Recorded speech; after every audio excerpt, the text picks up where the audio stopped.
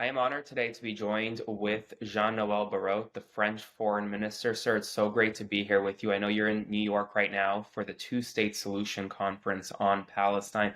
For those in America who don't know what's happening at the United Nations this week, could you give them a bit of an overview? Absolutely, and thanks for having me. This is a historic conference that we're having in New York, bringing together 125 countries around one idea, reviving what we call the two-state solution, which is a political solution with two states, the state of Israel and the state of Palestine, living side by side in peace and in security. This means providing support to the emergence of a Palestinian state on the one hand, and providing security guarantees for Israel. This is the only way to bring peace and stability to the region, but this requires a lot of efforts, and the commitments that are being made here in New York yesterday and today are major in getting us closer to such a political solution. Right now, the world is seeing mass starvation in Gaza. Could you talk a little bit more about the current humanitarian processes that are undergoing to ensure that aid is coming in either via airlift or through border crossings on the ground in Gaza right now? So first, let me say that the militarized system of humanitarian help distribution that was set up by the Israeli government needs to stop. It has generated bloodbath during humanitarian help distributions. It is a scandal, it is a shame, and it needs to stop. The second thing is that we call for a ceasefire, an immediate ceasefire, the liberation of all hostages of Hamas, and the massive and unhindered access of humanitarian help in Gaza. The Israeli government has just opened a window for international help to enter into Gaza.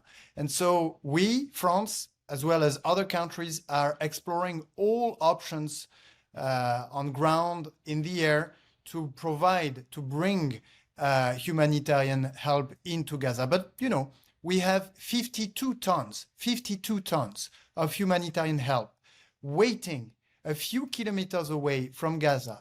They've been waiting for months now for the Israeli government to open up and let this help flow into Gaza.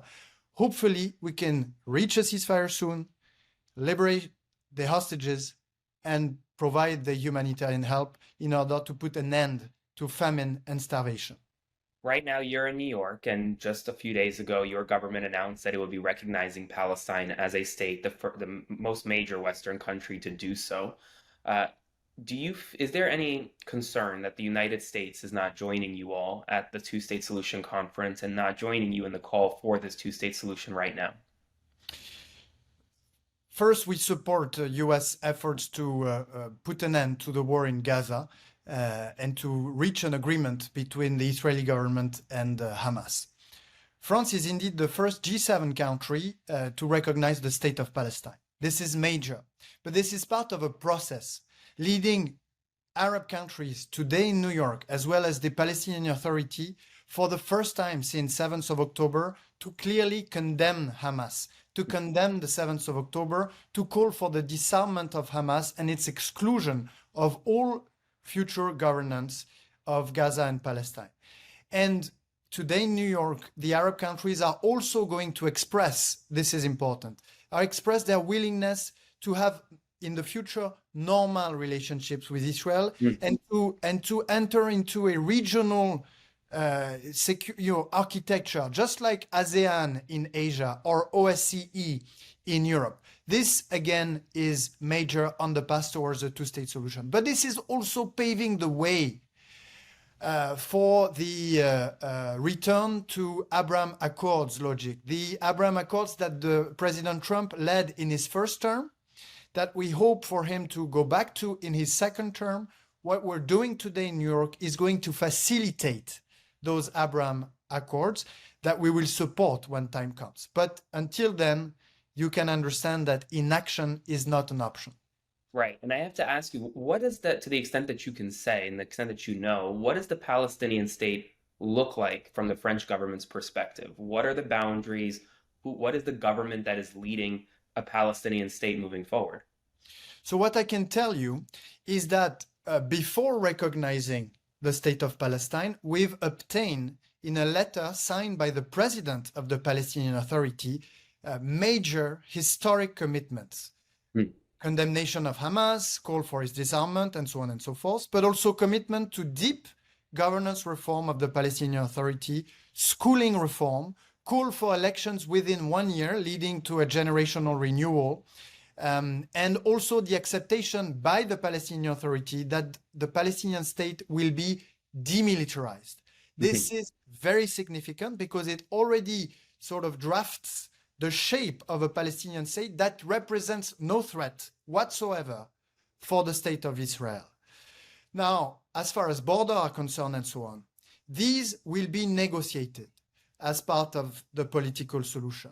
And I want to recall that my longtime predecessor, Robert Schuman, in 1949, then Minister of Foreign Affairs of France, who signed the telegram recognizing the state of Israel, already stated that the borders of Israel would have to be negotiated by the parties. So when you recognize a state, you don't, as a sort of a third party, you don't necessarily go into all the details. You leave them to a negotiation that, of course, you're going to look after. Now, I do have to ask you about one more thing before I let you go, and that's this recent trade deal between the European Union and the United States of America. What is your position on the trade deal? Your prime minister came out and kind of said that it was a dark day for Europe. Is that the French government's position? Do you all believe that this trade deal between the Trump administration and the EU is good for French interests? My position is simple. Tariffs are not good. Tariffs are a tax on the middle class. They will reduce the standard of living. They will destroy jobs. So the lower the tariffs, the better we all are, especially between the US and the European Union that are number one commercial partner, trading partner, one for another. An agreement has been reached.